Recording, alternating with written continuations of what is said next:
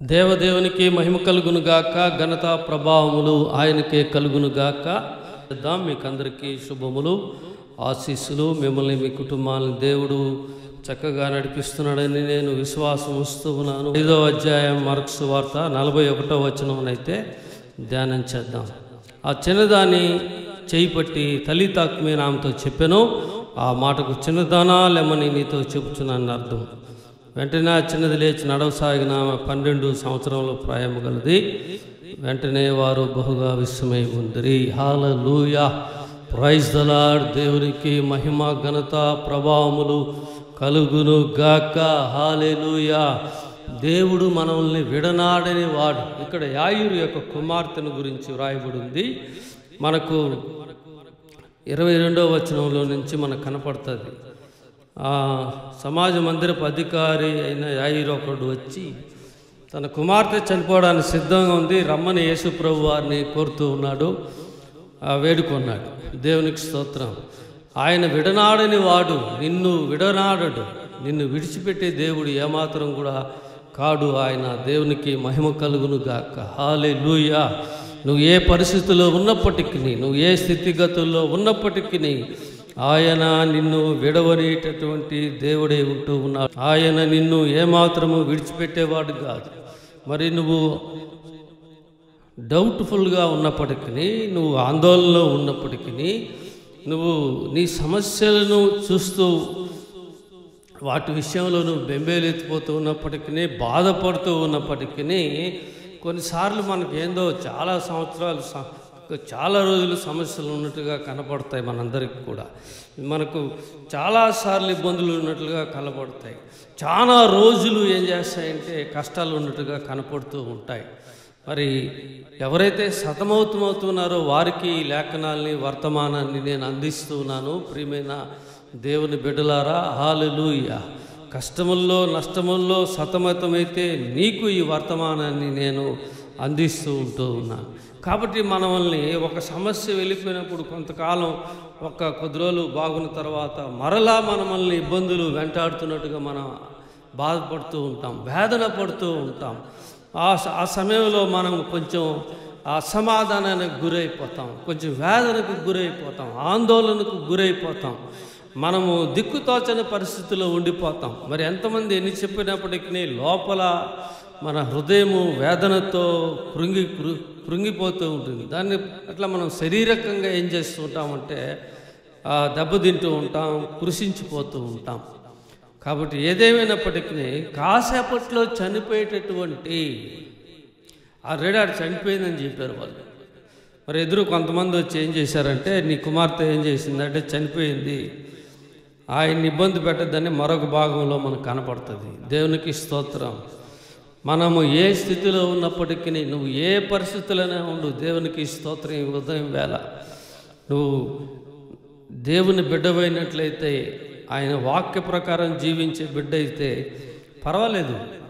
వాక్య ప్రకారం జీవించడం అంటే కష్టమేం కాదు కదా. మందిరానికి వెళ్ళి, ప్రార్థనకి వెళ్ళి, ప్రతి ప్రార్థన కలుసుకోండి, ప్రతి వర్తమానంలో కలుసుకుని దేవుని సన్నిధిలో ఉండండి, ప్రతి కార్యక్రమానికి వెళ్ళండి. కార్యక్రమం అంటే ఆరాధనలకు వెళ్ళండి. దేవునికి స్తోత్రం. సరే, నువ్వు ఏ స్థితిలో ఉన్నప్పటికీ, నీ గోడును నువ్వు లోపల వేదన పడుతూ ఉన్నప్పటికీ, నువ్వు కొన్నిట్లో చిక్కుకొని ఉన్నప్పటికీ ఆయన నిన్ను లేవనెత్తేవాడై ఉంటూ ఉన్నాడు. మరి ఎవ్వరు ఇవ్వనటువంటి సమాధానం యాయిరు కరెక్ట్ పని చేశాడు. నేరుగా వీళ్ళు యేసుప్రభు దగ్గరికి వెళ్ళి మాట్లాడుతూ ఉన్నాడు. మరి ఎంతమంది ఏం చెప్పినా కూడా నమ్మటం లేదు.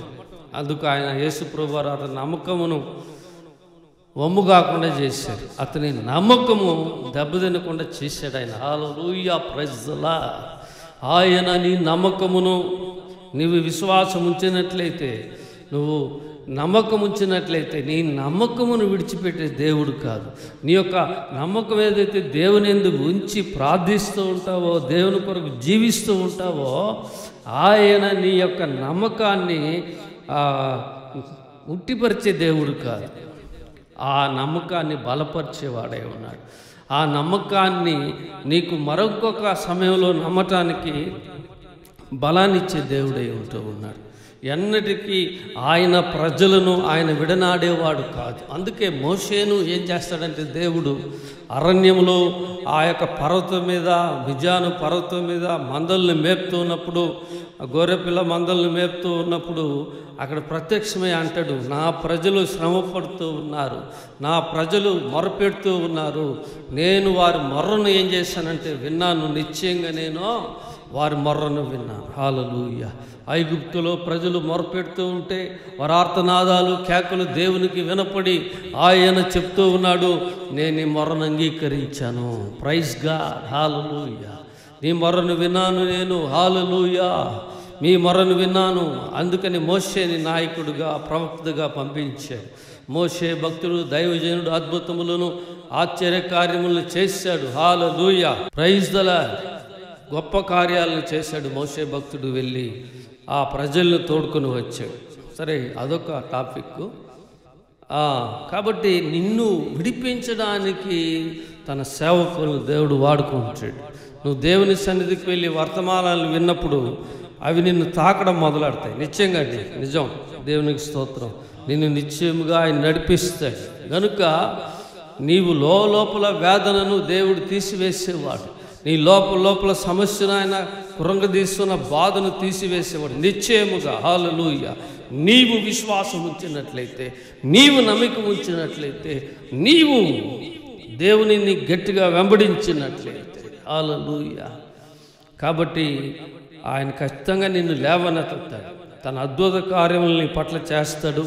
నిరుత్సాహపడకు, భయపడకు, ఆవేదన పడకు. ఆయన నీకు తోడే ఉంటాడు. యాయిరు ఇంటికి వెళ్ళాడు. అక్కడ మధ్యలో కొంత ఆ యాయిరుకి సమస్య కలిగింది. ఒక రక్తస్రావ రోగి ఆయన ముట్టుకొని బాగుపడడం ఇదంతా జరుగుతుంది. ఈయనే సమస్యలో ఉన్నాడు. ఆయన వెళ్తూ ఉంటే అక్కడ అడ్డంకి వచ్చింది. నీవు కష్టాలు ఉన్నప్పుడు కొన్ని అడ్డంకాలు వస్తాయి. నీ ప్రార్థన వినబడినట్టుగా ఉంటుంది. నీకు దేవుడు జవాబు ఇవ్వనట్టుగా ఉంటుంది. దేవునికి స్తోత్రం. ఖచ్చితంగా దేవుడు జవాబిస్తాడు. ఆ యాయిరు కూడా అక్కడ అవస్థ పడి ఉంటాడు. ఆ యాయిరు కూడా నా కుమార్తె యేసుప్రభు వచ్చేటప్పుడు ఏడ చనిపోతుందో అని అనుకో ఉంటాడేమో. చనిపోయినా ఆయన లేవనెత్తేవాడు, పడకలో ఉన్న లేవనెత్తేవాడై ఉన్నాడు. హల్లెలూయా. Praise the Lord. నువ్వు ఏ స్థితిలో ఉన్న దినాన్ని నిన్ను బలపరిచి ఆయన లేవనెత్తేవాడే ఉన్నాడు. నిన్ను విడిపించేవాడే ఉన్నాడు. నీకు సహాయం చేసేవాడే ఉన్నాడు. నీకు తోడే ఉన్నాడు. హల్లెలూయా. Praise the Lord. ఆ ఇంట్లోనికి వెళ్ళాడు. ఆ చిన్నదాన్ని అద్భుతకరంగా చూసి చెప్పాడు, లేయి, పైకి లే అమ్మా అన్నాడు. తలీ తాకిమ అన్నాడు. అంటే చిన్న బిడ్డ, మన భాషలో చెప్పాలంటే చిన్న పాప, చిన్న బిడ్డ లే అని చేపట్టి ఆ మృతదేహాన్ని, చనిపోయిన ఆ బిడ్డని ఏం చేశాడంటే లేవనెత్తి ఆ బ్రతికింది. అందరూ విశ్వమే పొందారు. దేవునికి స్తోత్రం. యాయిరు నమ్మకం వమ్ము చేయలేదు. యాయిరు నమ్మకాన్ని బలపరిచాడు దేవుడు. యాయిరు నమ్మకాన్ని గొప్ప చేశాడు దేవుడు. దేవునికి స్తోత్రం. Praise the Lord. కాబట్టి నువ్వు కూడా ఈరోజున విశ్వాసం వస్తే నీ నమ్మకాన్ని ఆయన త్రోసివేయడు. నువ్వు ఆయన్ని వెంబడిస్తే మరి నువ్వున్న సమస్యలు, వేదనలు, బాధలలో నుండి, అనేక రోజులుగా నీకున్న ఆందోళనల నుండి, వ్యాధుల నుండి నేను విడిపించేవాడు. In the name of Jesus. నన్ను కూడా అలాగుంది. కాబట్టి మరొక భాగంలో కలుసుకుందాం, మనొక వర్తమానంలో కలుసుకుందాం. దేవుని ఉన్నతమైన కృప మనకు, మన కుటుంబాలకు తోడే ఉండి నడిపించునుగాక. శుభ ఆశీస్సులు. దేవునికి మహిమ కలుగునుగాక. మరొక వాక్య భాగంలో కలుసుకుందాం. అందరికీ వందనాలు. ఈ యొక్క సందేశాలని మీ కుటుంబాలకు, బంధువులకు, స్నేహితులకు పరిచయం చేయండి, షేర్ చేయండి. ఈ ఛానల్ని సబ్స్క్రైబ్ చేసుకోండి. అందరికీ వందనాలు. దేవునికి మహిమ కలుగునుగాక. ఆమేన్.